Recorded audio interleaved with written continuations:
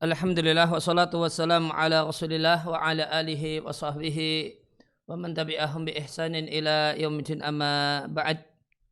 Kaum muslimin dan muslimah rahimani wa rahimakumullah. Kembali kita lanjutkan membaca dan mentelaah Hasyiah Thalathatul Usul karya Syekh Abdurrahman Ibn Al-Qasim rahimallahu ta'ala.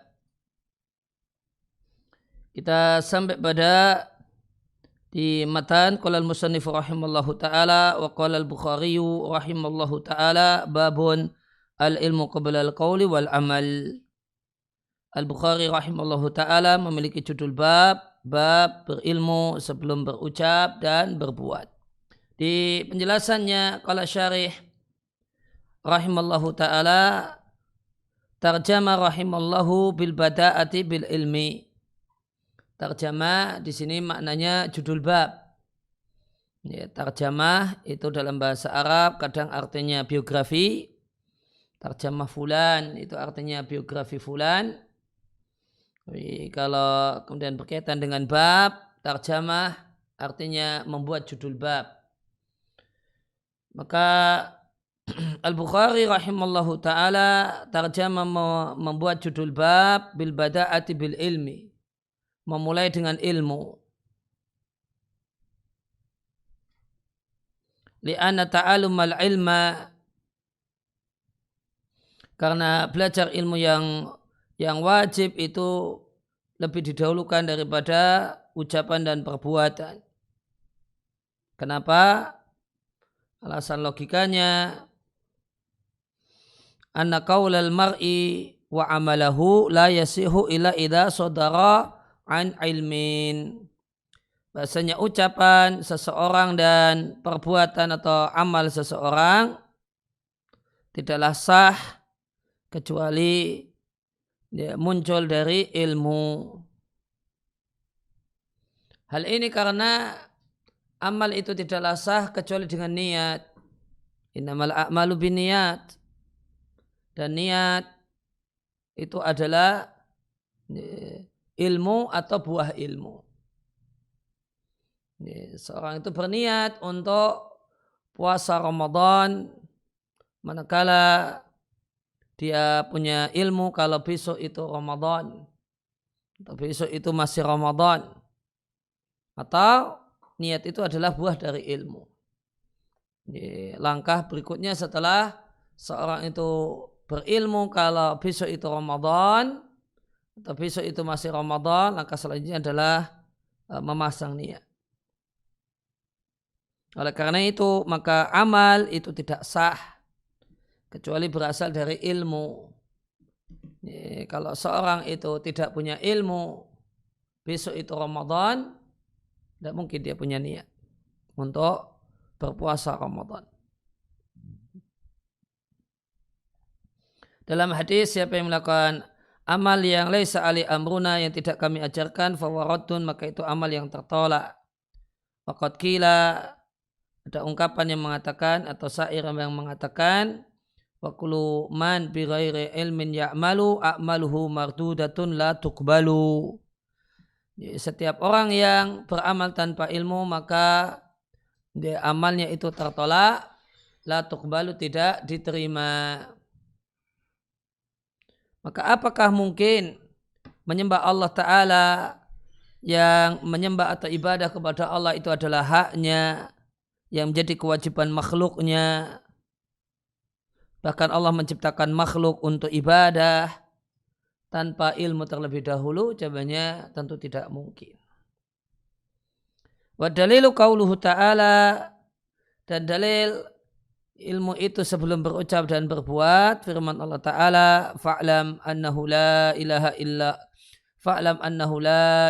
illallah wastaghfir li dzambik. Ketahuilah bahasanya tiada sesembahan yang tidak ada sesembahan yang berhak disembah melainkan Allah, dan mohonkanlah ampun dan memintalah ampun untuk dosa-dosamu. Fabada'a bil ilmi qabla al-qawli wal amali. Maka Allah memulai dengan ilmu sebelum berucap dan berbuat. Dengan Allah katakan fa'lam, ketahuilah atau ilmuilah. Ya, penjelasannya musannif rahimallahu taala berdalil dengan ayat yang mulia ini, wajibnya memulai dengan ilmu sebelum berucap dan berbuat. Sebagaimana ayat tersebut digunakan dalil oleh Al-Bukhari rahimallahu taala untuk menunjukkan ala sihhati ma, benarnya, ya, sah di sini, ya, terjemah luasnya benarnya ma tarjamalahu, judul bab yang dibuat oleh Al-Bukhari. Wadhalika, dan uraiannya adalah Allah Ta'ala memerintahkan nabinya dengan dua hal. Bil ilmi thummal amal. Dengan ilmu kemudian beramal. Dimulai dengan ilmu dalam firman Allah Ta'ala, fa'lam annahu la ilaha illallah. Thumma aqaba mengiringi. Kemudian Allah iringi dengan amal dalam firman-Nya, wastaghfir lidzambik. Ya, mintalah ampun untuk dosa-dosamu. Maka ini menunjukkan bahasanya fase ilmu itu lebih didahulukan daripada fase amal. Dan bahasanya ilmu adalah syarat untuk sahnya ucapan dan perbuatan. Maka ucapan dan perbuatan tidaklah teranggap dan diakui kecuali dengan ilmu. Maka ilmu itu muqaddamun, lebih didahulukan dibandingkan keduanya ucapan dan perbuatan. Li'annahu, karena ilmu itulah yang musahihun niyati, mensahkan niat. Mensahkan niat. Karena niat itu adalah ilmu atau buah dari ilmu. Dan niat itu al-musahihatu lil amali, yang mensahkan amal. Ini tidak ada amal yang sah tanpa niat. Karena Nabi katakan innamal a'malu binniyat.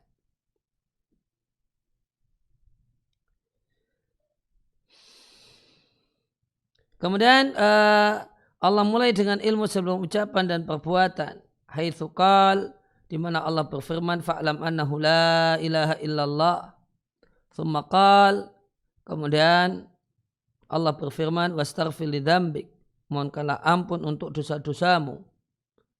Dan Allah tidaklah memulai kecuali yang lebih penting kemudian kurang penting. Sebagaimana sabda Nabi SAW berkenaan dengan ibadah sa'i, inna safa wal marwata min sya'airillah, sesungguhnya bukit Safa dan Marwah itu bagian dari syiar agama Allah. Kemudian Nabi perintahkan untuk memulai sa'i dari Safa menuju Marwah. Dengan Nabi katakan ibda'u bima bada'allahu bihi, mulailah dengan Safa yang Allah memulai penyebutan dengannya. Inna Safa wal Marwah, Allah sebut Safa dulu baru Marwah. Dan di situ menggunakan huruf waw. Inna Safa wal Marwah. Namun waw pada asalnya tidak menunjukkan urutan. Namanya mutlaqul jam'i, semata-mata menggabungkan. Namun Nabi katakan ibda'u bima bada'allahu bihi. Mulailah dengan bukit Safa yang Allah mulai dengannya. Ya, maka diambil pelajaran lebih general. Ya, meskipun konteksnya masalah Safa dan Marwah, kemudian kemudian diperlebar maknanya, ya, sehingga di sini ilmu dulu baru beramal. Maka mulailah dengan apa yang Allah mulailah dengan ilmu sebelum yang lain, sebagaimana Allah memulai dengan ilmu. Namun riwayat yang jelas sahih untuk hadis ini adalah riwayat dengan kalimat berita, yaitu riwayat Muslim, abda'u bima bada'allahu bihi, aku mulai dengan Safa yang Allah mulai dengannya. Tapi kalau dengan fi'il amr, seingat saya tidak sahih. Ya, untuk ini penjelasan di Dorarnet, sabda Nabi, ibda'u bima bada Allahu bihi, diatkan oleh Jabir. Ibnu Hajar di At-Talkhis Al-Habir mengatakan lahu turqun, punya banyak jalur.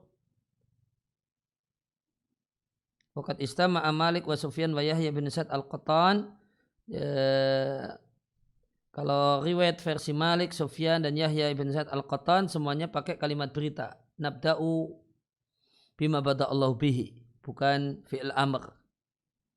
Qultu, Ibnu Hajar mengatakan wahum ahfadhu minal baqin. Mereka Malik, Sufyan dan Yahya lebih terpercaya, lebih bagus hafalannya dibandingkan yang lain. Maka ada dua versi. Maka versi yang lebih ahfad adalah versi yang kalimat berita, nabda'u bima bada Allah bihi. Karena ini yang kalimat berita itu riwayat tiga ulama hadis semuanya, yaitu Malik, kemudian Sufyan dan Yahya ibn Sa'id Al-Qattan. Di penjelasan yang lain, ibda'u bima bada Allah bihi itu dikeluarkan oleh An-Nasai dengan redaksi kalimat perintah. Dan hadis ini ada dalam riwayat Muslim namun dengan kalimat berita. Dan yang lebih kuat itu yang riwayat Muslim dengan kalimat berita. Secara umum hadis ini menunjukkan apa yang Allah mulai itu sepatutnya lah yang kita mulai.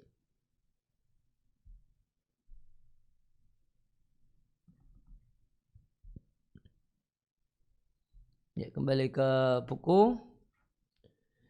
Kemudian i'lam rahimakallah, qala al-musannifu rahimallahu ta'ala, ketahuilah semoga Allah melimpahkan kasih sayangnya kepadamu, annahu yajibu ala kulli muslimin wa muslimatin.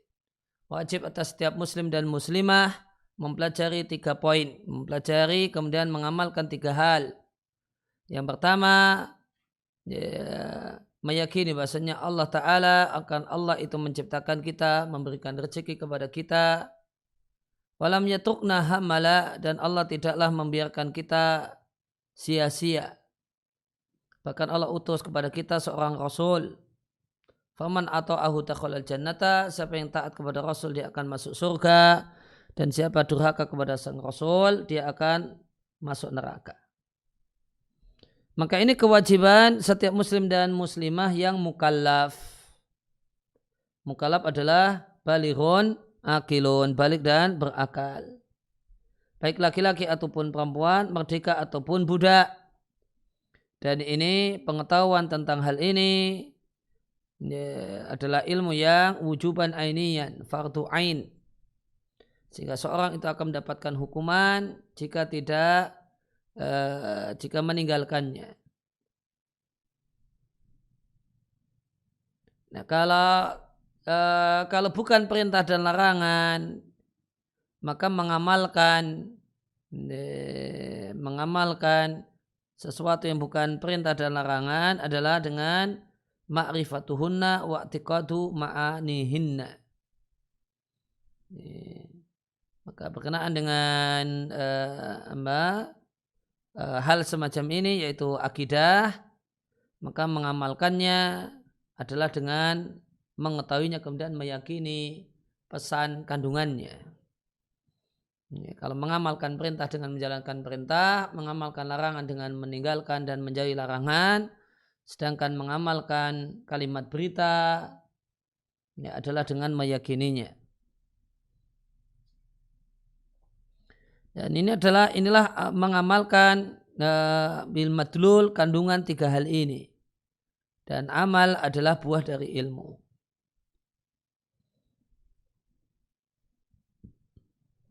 Maka Allah menciptakan kita, khalaqona maknanya aujadana. Allah mewujudkan kita setelah kita lam nakun syai'a. Setelah kita tidak ada. Sebelumnya kita tidak ada. Allah wujudkan kita untuk beribadah kepadanya. Dan Allah memberikan kepada kita berbagai macam nikmat supaya kita manfaatkan. Alama khuliqna lahu.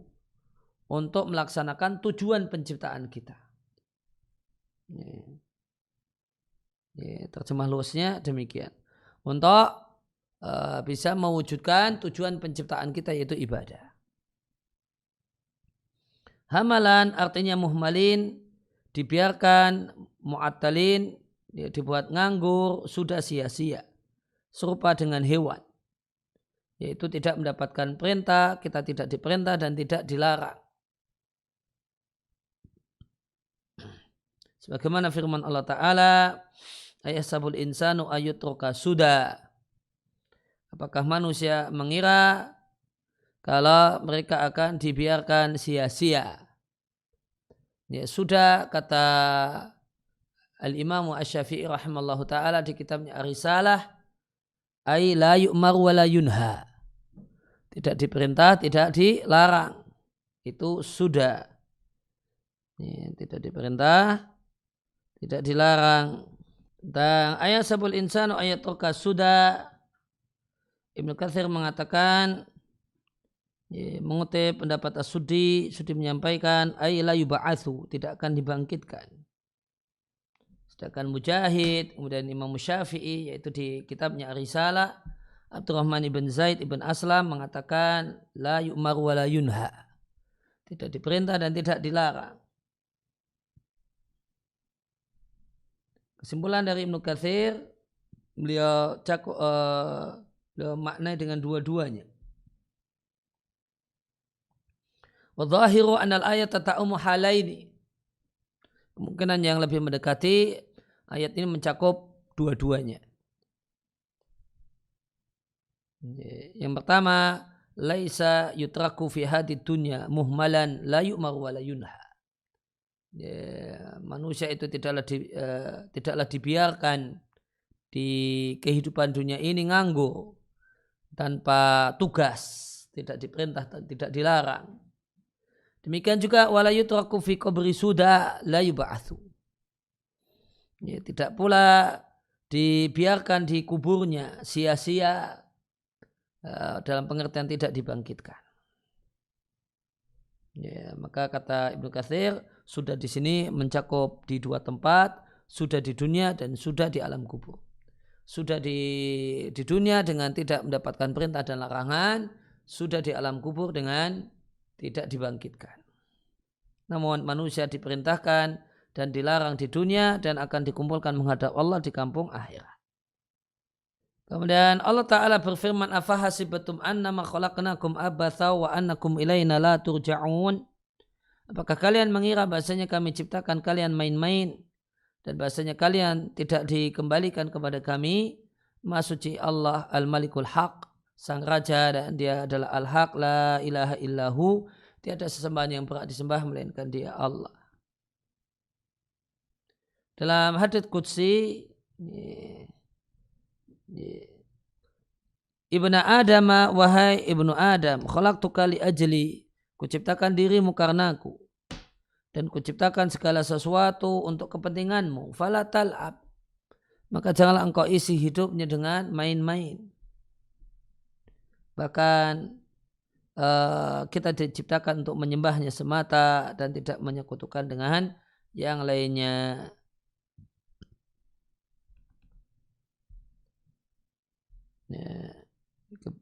Kalau metode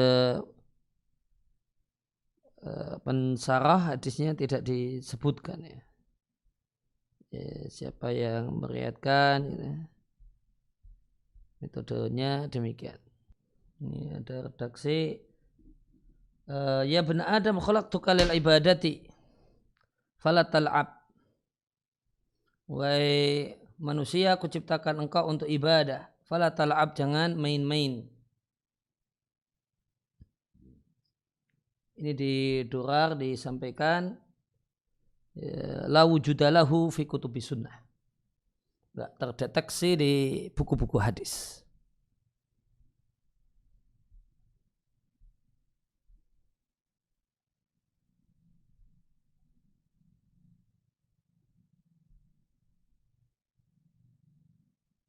Kalau kemudian ada redaksi yang lebih mirip, khalaqtul asya'a kullaha min ajlika.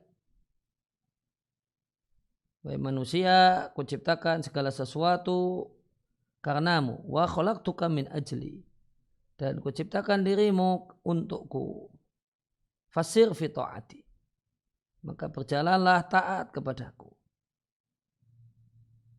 Gitu. Namun di Durar disampaikan la yasihu wa huwa min kalamil wa'ad. Tidak ada hadis seperti itu. Itu cuma ucapan orang yang memberikan nasihat. Maka tidak benar kalau dinisbatkan sebagai hadis.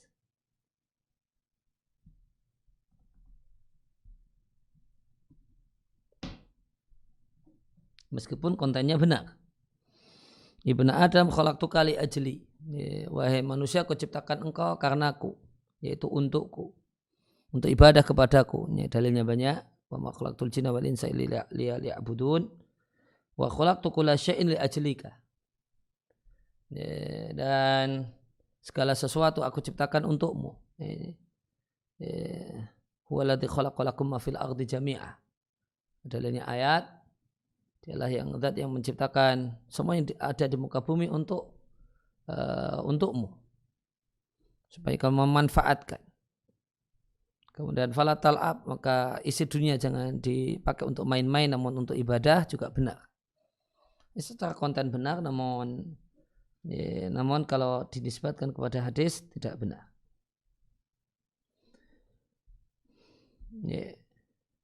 Bahkan Allah mengutus kepada kita seorang Rasul, wa Muhammadun, itulah Muhammad sallallahu alaihi wasallam, yang Allah utus dengan membawa dua hal, bil huda wa dinil haq, dengan hidayah dan dinil haq. Maknanya adalah bil huda adalah ilmu nafi', sedangkan dinil haq adalah amalun saleh. Sebagaimana di tafsir Ibnu Katsir dan yang lainnya. Di tafsir Ibnu Katsir untuk surat At-Taubah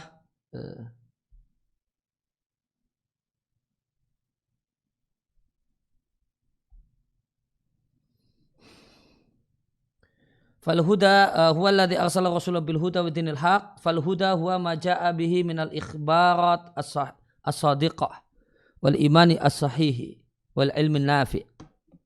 Maka al-huda adalah berbagai macam informasi yang benar yang dibawa oleh sang Rasul, dan iman yang benar dan ilmu yang bermanfaat. Maka hakikat al-huda adalah al-ilmu an-nafi', ilmu yang bermanfaat, informasi yang benar. Kemudian wadinil haq huwal a'malus salihatus sahihatun nafi'atu fid dunya wal akhirah. Sedangkan dinil haq itu adalah amalun saleh, amal yang sahihah, yang benar, yang manfaat di dunia dan di akhirat. Lidhira ala dini kullihi ay ala sairil adyan. Supaya Allah menangkan di atas semua agama-agama yang lain.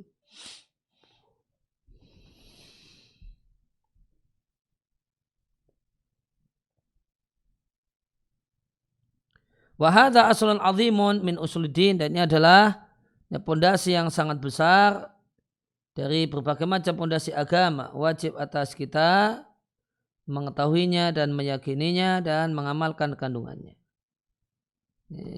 Kemudian siapa yang mentaati Rasul masuk surga, dan siapa yang durhaka maka masuk neraka. Karena mentaati Rasul adalah, karena taat kepada Rasul adalah ketaatan kepada Allah. Sebagaimana firman Allah Ta'ala, wa may yuti'illah wa rasulahu, siapa yang taat pada Allah dan Rasulnya, yudkhilhu jannatin tajri min tahtihal anhar, maka Allah akan masukkannya kepada surga mengalir di bawahnya sejumlah sungai, khalidina fiha, mereka tinggal lama di surga yaitu selamanya. Wa dzalikal fawzul azim, itulah keberuntungan yang besar. Dan siapa yang taat dan firman Allah di ayat yang lain,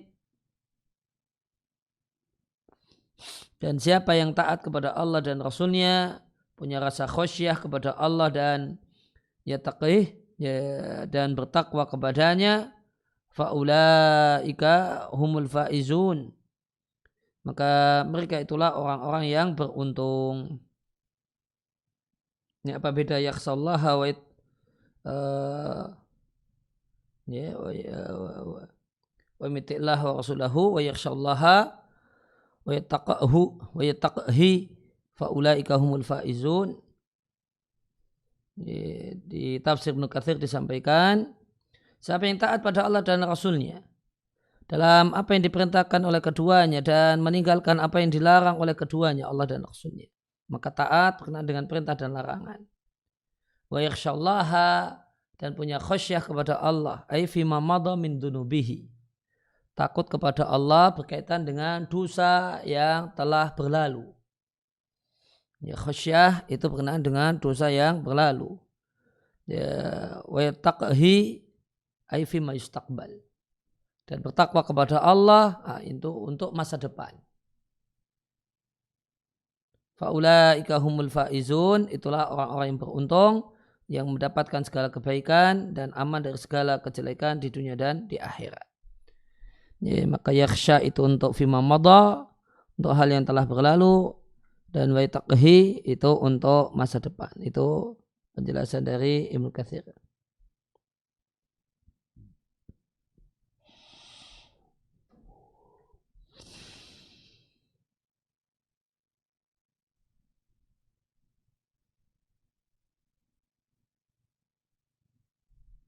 Kalau penjelasan Ibnu Sa'di, siapa yang taat pada Allah dan Rasulnya dengan percaya berita yang disampaikan oleh Allah dan Rasulnya dan melaksanakan perintah, ya, maka taat itu khusus untuk perintah. Wa yakhshallaha, dan punya khasyah kepada Allah. Khasyah adalah rasa takut yang diiringi dengan pengetahuan tentang besarnya siksaannya dan seterusnya, sehingga dia tinggalkan apa yang Allah larang. Dia tahan dirinya dari berbagai macam hal yang disukai oleh dirinya. Wa yattaqhi, dan wa yattaqhi ai bitarkil mahdhu, dengan meninggalkan yang haram. Ya, karena takwa ketika disebut sendirian termasuk padanya dua unsur, mengerjakan hal yang diperintahkan, meninggalkan yang dilarang. Namun ketika takwa digandeng dengan bir atau digandeng dengan taat sebagaimana dalam ayat ini, maka takwa diartikan, ditafsirkan dengan jaga diri dari azab Allah dengan meninggalkan maksiat, sedangkan taat itu mengerjakan perintah. Faulaika humul faizun, maka mereka itulah orang yang menggabungkan antara taat kepada Allah, taat pada Rasul, khasyah dan takwa. Itulah orang-orang yang beruntung selamat dari azab, karena mereka telah tinggalkan sebab-sebab yang menyebabkan terjadinya azab, dan mereka mendapatkan pahala karena melakukan sebab-sebab untuk mendapatkan pahala. Ya, maka keberuntungan terbatas pada mereka. Sedangkan orang yang tidak bersifat dengan sifat ini, tidak memenuhi kriteria ini, maka hilang darinya keberuntungan sesuai dengan sifat-sifat terpuji yang dia miliki. Ya, maka kalau di sini saya Ibnu Sa'di lebih menekankan perbedaan pengertian antara taat dan takwa. Taat mengerjakan perintah, takwa menjauhi larangan. Kemudian khosyahnya dimaknai secara general, ya, rasa takut kepada Allah, ya, yang diiringi dengan kesadaran, pengetahuan tentang keagungan Allah, kehebatan Allah, keperkasaan Allah, kerasnya siksaan Allah, dan seterusnya.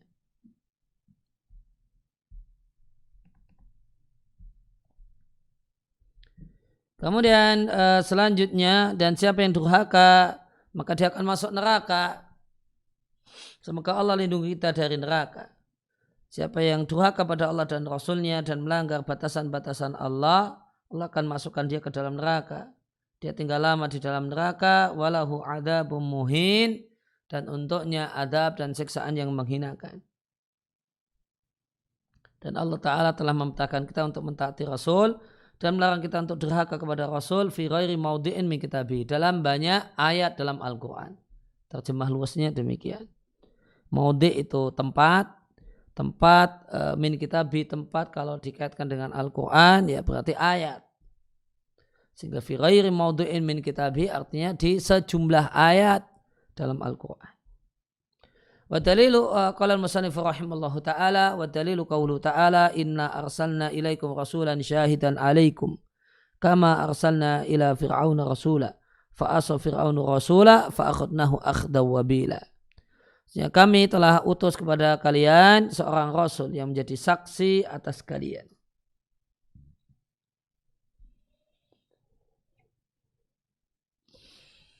Sebagaimana kami telah mengutus kepada Fir'aun seorang rasul yaitu Musa. Fir'aun durhaka kepada sang rasul, maka kami hukum Fir'aun akhdan wabila dengan hukuman yang menghancurkan.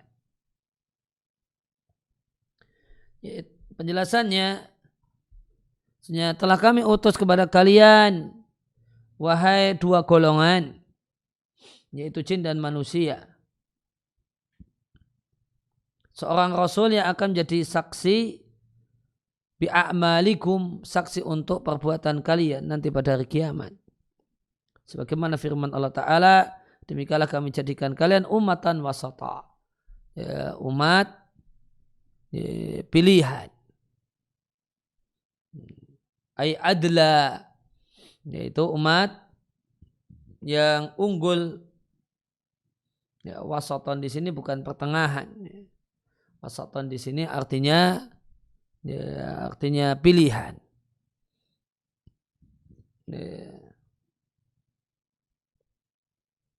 Artinya adalah adalah bagus agamanya. Orang-orang yang mulia karena bagus agamanya. Litakunu syuhada 'alan nas, supaya kalian menjadi saksi, supaya kalian menjadi saksi tentang perbuatan manusia atau hukum perbuatan manusia.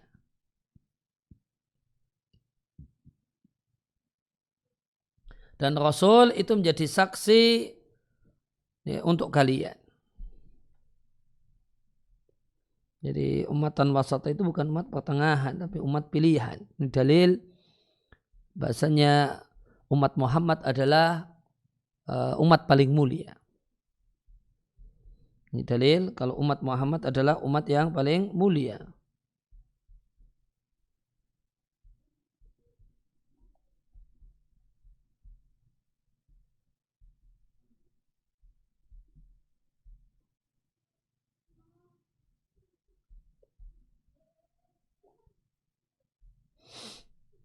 Lihat misalnya tafsir Ibnu Katsir di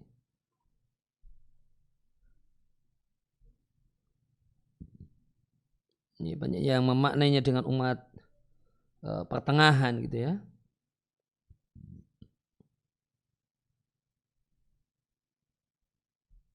Ini kita lihat tafsir Ibnu Katsir misalnya. Wa kadzalika ja'alnakum ummatan wasata, itu maknanya yaqulu ta'ala, hanyalah kami pindah ya kalian kepada kiblat Ibrahim alaihissalam. Kami pilihkan kiblat Ibrahim untuk kalian. Nah, perhatikan, linaja'alakum khiyaral umami, supaya kalian menjadi umat pilihan. Ya, supaya kalian jadi umat pilihan. Jadi umatan wasata itu terjemahnya bukan umat pertengahan, tapi umat pilihan. Umat mulia atau yang paling mulia. Litakunu yaumal qiyamati syuhada 'alal umam, supaya kalian jadi saksi untuk semua umat. Kenapa kok umat Muhammad yang jadi saksi untuk semua umat? Li'anal jami' mu'tarifuna lakum bil fadl. Ya, karena semua umat mengakui kalau kalian yang istimewa, kalian yang unggul. Ya, ditegaskan oleh Ibnu Katsir, wal wasatu hahuna al khiyar al ajwad. Wasat di sini bukan pertengahan. Ya, tidak belok kiri, tidak belok kanan, tengah-tengah, bukan. Namun al-wasat hahuna al-khiyar, terpilih, al-ajwad, yang paling bagus.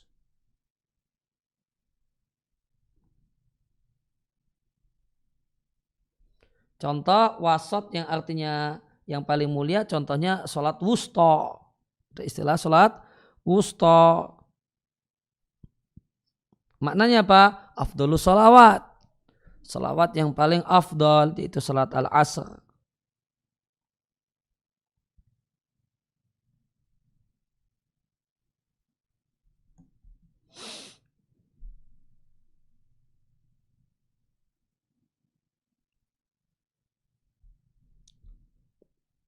Jadi bukan pertengahan namun pilihan. Umat pilihan.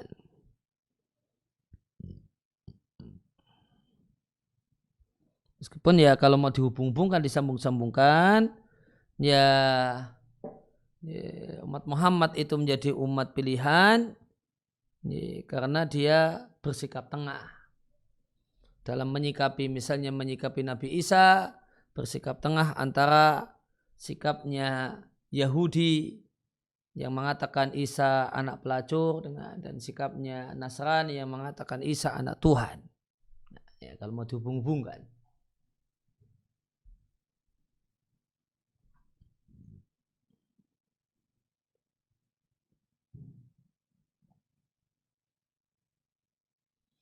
Ya umatan wasatan ay adalah di apa, Al-Munajjid menjelaskan adalah wa akhyaran, pilihan.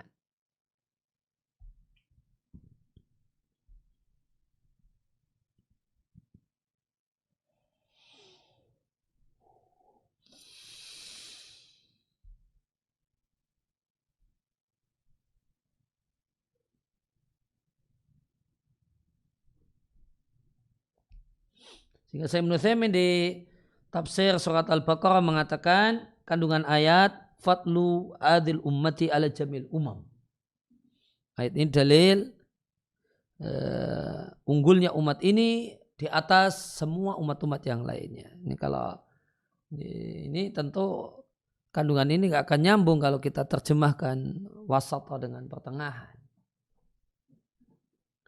Kemudian kandungan yang lain adalah tuhadil ummah. Bahasanya umat ini adalah umat yang adalah, ya, yang baik dan berkualitas agamanya.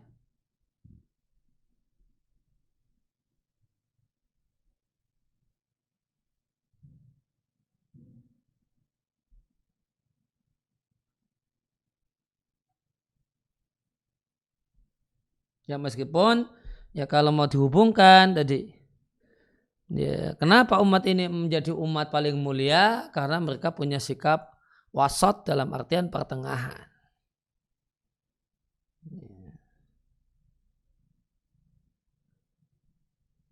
Karena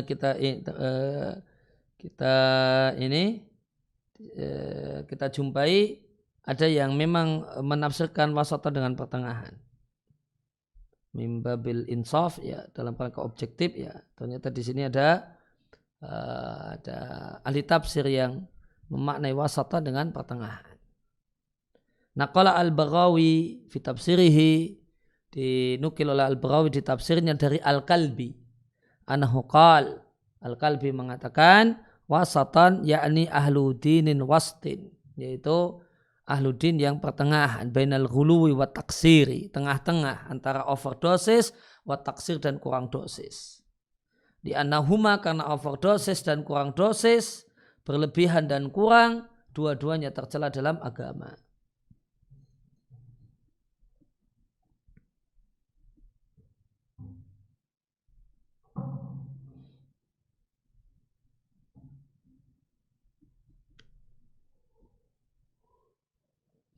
Demikian juga tafsir As-Sa'di.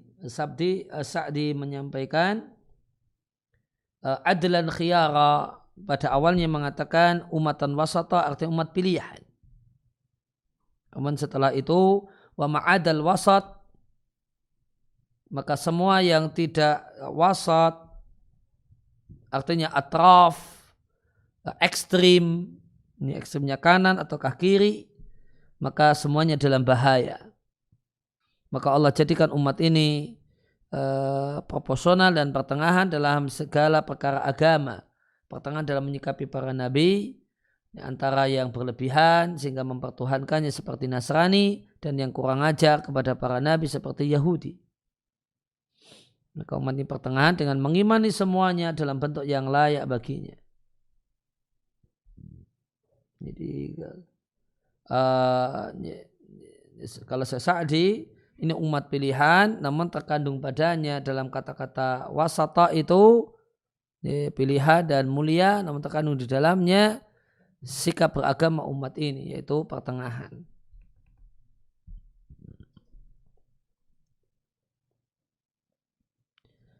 Telah kami utus kepada kalian seorang rasul sebagai saksi atas kalian, sebagaimana telah kami utus seorang rasul kepada Fir'aun. Yang diutus adalah Musa, yang gelarnya adalah Kalimur Rahman, orang yang diajak bicara oleh Allah Ar-Rahman alaihi salam. Ya, Allah telah kabarkan hal ini, bahasanya Allah mengutus Musa kepada Fir'aun fi ghairi maudi'in min kitabi, dalam banyak ayat dalam Al-Quran. Namun Fir'aun durhaka kepada Rasul Allah Musa alaihissalam dan enggan kecuali larut dalam kekafiran, waturyan, dan sikap melampaui batas. Maka kami hukum Fir'aun dengan akhdan wabila, ay akhdan syadida, hukuman yang keras, muhlikan yang membinasakan. Dengan Allah tenggelamkan Fir'aun dan tentaranya di laut, yaitu Laut Merah, dan tidak ada satu pun yang lepas dari mereka. Thumma ba'da dhalika, kemudian setelah itu dalam azab di alam barzakh sampai hari kiamat. Kemudian azab di neraka, sebagaimana firman Allah Ta'ala, api neraka itu disodorkan padanya setiap pagi dan sore. Artinya disodorkan kepadanya di alam barzakh. Namun bukan hanya sekedar disodorkan kemudian lihat. Bukan sekedar disodorkan atau lihat, namun yu'adzabuna biha. Kemudian mereka disiksa dengannya. Ini penting nih makna ini. Jadi an-naru yu'raduna 'alaiha itu bukan hanya diperlihatkan, namun kemudian yu'adzabuna biha, diadab dengannya. Nah, di tempat kita, di negeri kita ada yang beranggapan bahasanya azab di alam kubur itu azab psikis saja, bukan azab fisik. Di antara yang berpendapat demikian, di antara tokoh mulia yang berpendapat demikian, Al-Ustadz Ahmad Hasan Persis, di buku tafsirnya, Tafsir Al-Furqan. Di antara alasan beliau adalah ini, ayat ini, an-naru yu'raduna 'alaiha. Api disodorkan, ya cuma disodorkan, cuma nonton saja. Ya, kalau nonton saja itu kan siksaan psikis, ngeri. Ya, tapi cuma ngeri gitu aja gitu. Ya, ada kobaran api, kemudian jadi hati kemudian terasa ngeri. Nah itu siksaannya. Nah, itu berhenti di sini. Namun kita lihat ya, secara umum para ulama tidak memaknainya demikian. Namun setelah yu'raduna 'alaiha yu'adzabuna biha. Setelah disodori api, diperlihatkan api, kemudian disiksa dengannya. Ruduwa ay awalun nahar, di pagi hari yaitu awal siang, wa asyia ay akhirau, di akhir siang. Dan pada hari terjadinya kiamat, masuklah pengikut Fir'aun dalam siksaan yang paling keras. Inilah kesudahan orang-orang yang durhaka kepada sang Rasul atau para Rasul. Dan balasan orang-orang yang menyelisihi perintah para Rasul. Artinya fahdharu antum ayyuhal ummatu, maka takutlah kalian wahai umat Muhammad, janganlah kalian durhaka pada Nabi kalian Muhammad sallallahu alaihi wasallam, maka akan menimpa kalian apa yang menimpa mereka berupa min iqabillahi, hukuman Allah, dan siksaannya yang pedih di dunia dan di alam barzakh dan di akhirat. Na'udzubillahi min dzalik. Kita berlindung kepada Allah dari hal itu. Fil Quran, dan dalam Al-Quran terdapat banyak ayat menjelaskan kebahagiaan orang yang taat pada Rasul dan kesengsaraan orang yang durhaka kepada Rasul.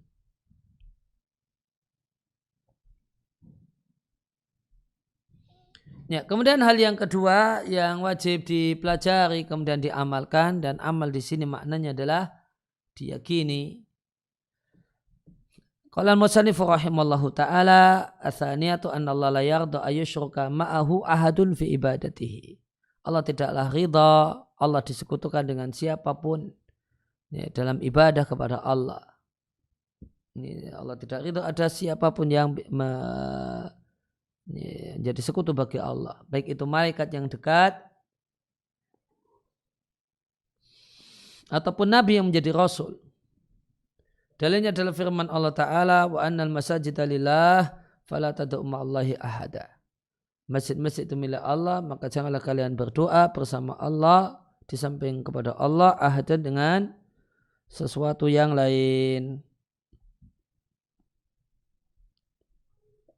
Penjelasannya, maka Allah Subhanahu wa Ta'ala yang berhak untuk mendapatkan ibadah semata Dia.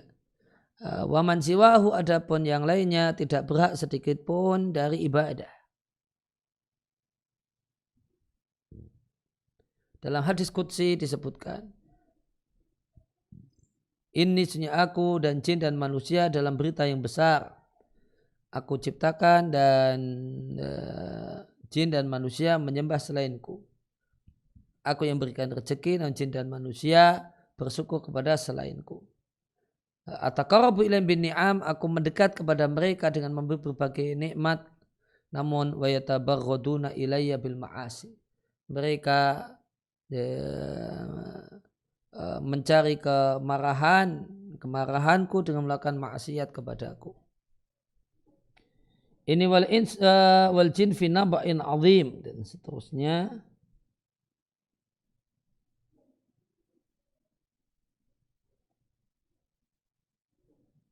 Ya, penjelasan saya Muhammad Shalih Al-Munajjid tentang hadis ini. Bagian awal dari hadis ini yaitu ini wal insu wal jinnu fi naba'in azim.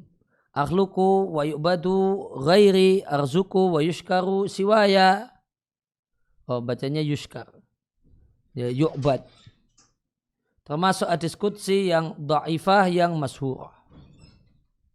Dan hadis-hadis qudsi min aktsaril abwab termasuk jenis hadis yang paling banyak kemasukan hadis dhaif dan hadis palsu.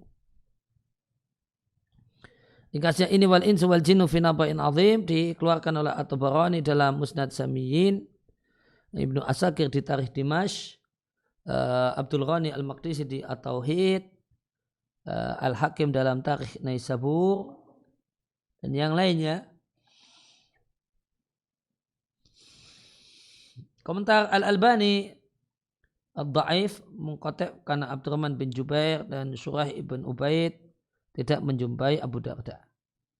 Maka cacat hadis ini adalah inqita' terputus. Setelah da'ifat. Juga sebutnya telah dinilai da'if oleh Suyuti dan Al-Munawi. Wa ma'adhalika fa'man al-hadis sahihun maqbulun. Namun di sisi yang lain makna dan konten hadis ini benar dan bisa diterima. Tidak ada yang bermasalah. Akan tapi tidak boleh dinisbatkan kepada Nabi. Sebagaimana kata Syaikh Al-Fauzan tentang makna hadis ini, ya maknanya benar, Allah yang menciptakan namun selain Allah yang disembah. Allah yang menciptakan orang-orang musyrik namun orang-orang musyrik menyembah selain Allah. Allah memberikan rezeki namun yang diberi syukur adalah selain Allah. Dan ini satu hal yang real. Ya, kemudian tadi ada atawaddatu ilaihim bin ni'am. Aku, tapi kalau tadi redaksinya apa ya? Ataqarrabu ya. Ataqarrabu ilaihim bin ni'am wa yatabarraduna ilayya bil ma'asi. Nah, kalau bagian kedua dari hadis ini atau di redaksi ini fa huwa hadisun maudhu'un makdubun wa in kana ma'nahu maqbulun. Ya, maka itu hadis maudhu', hadis makdub, hadis palsu, meskipun maknanya bisa diterima.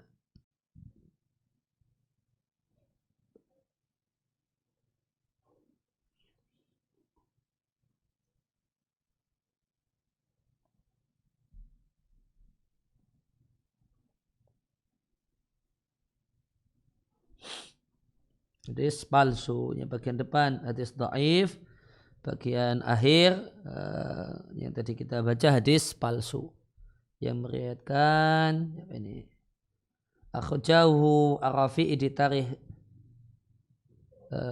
Qazwin Ad-Dailami dalam Zuhar Al-Firdaus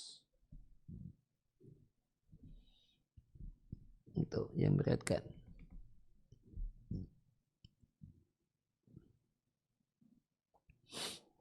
Nah, kemudian kembali ke Hasyiyah. Kemusyrikan adalah kezaliman yang paling zalim. Firman Allah Ta'ala, inna syirka, sesungguhnya kemusyrikan, la zulmun azim. Sungguh kezaliman yang besar. Kenapa kezaliman? Karena syirik itu meletakkan ibadah tidak pada tempatnya. Dan menunjukkan ibadah kepada orang yang tidak berhak untuk mendapatkannya. Dan Allah mengkabarkan bahasanya Allah tidaklah ridha kekafiran bagi hamba-hambanya. Yang Allah ridhai bagi hamba-hambanya adalah Islam. Sebagaimana firman Allah Ta'ala, wa raditu lakumul Islam madina. Dan aku hanya ridha Islam sebagai agama kalian. Dalam hadis, kali ini riwayat Muslim atau Bukhari Muslim, innallaha yarda lakum thalathan. Allah ridha 3 hal ada pada kalian. Kalian menyembah Allah dan tidak menyekutukan Allah dengan sesuatu apapun. Al-Haditha. Kemudian yang kedua, poin catatan kaki yang kedua, la malakan muqarrabun wala nabiyyun mursalun. Artinya Allah telah tidak ridha dijadikan bagi Allah sekutu dalam ibadah, baik malaikat yang dekat dengan Allah ataupun nabi sekaligus rasul. Artinya lebih-lebih lagi makhluk-makhluk selain keduanya. Maka jika Allah tidaklah ridha dengan ibadah disembahnya makhluk yang dekat dengan Allah seperti malaikat, nabi sekaligus rasul, yang mereka adalah afdalul khalqi, makhluk yang paling mulia. Maka selain mereka lebih-lebih lagi, karena ibadah tidaklah layak kecuali hanya untuk Allah semata. Maka sebagaimana Allah adalah al-mutafaridu, satu-satunya mencipta, memberi rezeki dan mengatur, maka dialah adalah yang mustahiku, yang berhak untuk mendapatkan ibadah, wahdahu, satu-satunya, bukan yang lainnya. Kemudian ayat wa anal masajida lillah, di sini disampaikan ada 2 pendapat ahli tafsir tentang makna masajid.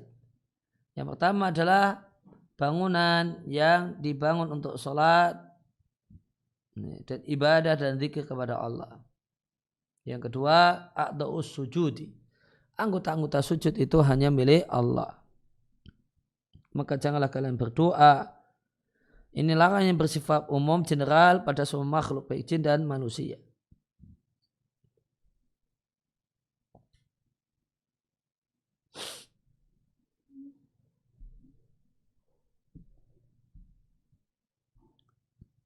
Itu nahyun amun, larangan general untuk semua makhluk jin dan manusia, fiha atau biha. Kalau ini fiha itu kalau maknanya adalah mawadi, bangunan masjid. Jangan menyekutukan Allah fiha, di dalam masjid. Kalau masjid dimaknai dengan a'dha'i sujud, maka biha. Maka biha itu untuk a'dha'us sujud. Sedangkan fiha itu untuk masajid, mawadi allati buniyat lis salati.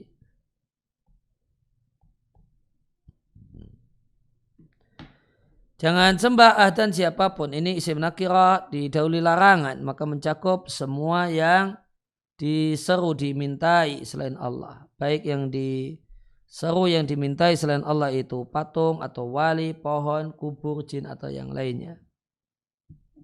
Karena berdoa kepada selain Allah, baik itu patung berhala atau wali atau maka berdoa kepada selain Allah adalah syirik akbar. Dan dosa yang tidaklah diampuni kecuali bertobat darinya sebelum mati. Sebagaimana firman Allah Ta'ala, Allah tidak mengampuni dosa kemusyrikan dan mengampuni dosa-dosa yang lain bagi siapa saja yang Allah kehendaki. Dan siapa yang menyekutukan Allah, sungguh Allah haramkan surga untuknya, tempat tinggalnya adalah neraka dan tidak ada penolong bagi orang-orang yang zalim. Ya, tadi ada dua ya. Kalau di tafsir Ibnu Katsir ada yang menjelaskan nazalat fil masajid kuliha. Ini turun berkenaan dengan masjid. Di antaranya penjelasan dari Ikrimah. Sedangkan Sa'id bin Jubair nazalat fil a'dha'i sujud. A'dha'i sujud itu tafsir Sa'id bin Jubair. Hiya lillah, anggota sujud itu milik Allah, janganlah kalian bersujud dengannya untuk selain Allah. Kemudian dikaitkan dengan hadis umirtu an ajuda ala sabati a'dhumin. Ibnu Katsir menyebutkan dua pendapat tentang masjid. Tentang masjid ini tafsiran dari Ibnu Abbas dan Mujahid dan yang lain. Sedangkan tafsiran Sa'id bin Jubair, masjid artinya a'dha'us sujud. Mungkin yang lebih lengkap adalah Tobari. Jadi Tobari membawakan dari Ikrimah wa anal masjid artinya masjid.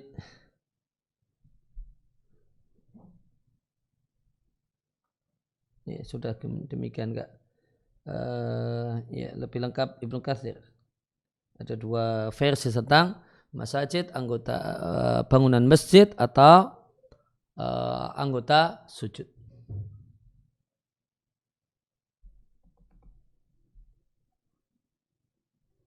Maka kalau masjid, maka ini perintah untuk tidak larang untuk beribadah kepada selain Allah fiha di dalam masjid. Kalau anggota sujud ya, maka jangan gunakan biha anggota-anggota sujud itu untuk beribadah kepada selain Allah Subhanahu wa taala. Ya, demikian ya, yang kita kaji kesempatan kali ini. Wassallallahu ala nabiyina Muhammadin wa ala alihi wasallam. Wa da'wana alhamdulillahi rabbil alamin. Subhanakallahumma wa bihamdika asyhadu an la ilaha illa anta astaghfiruka wa atubu ilaik.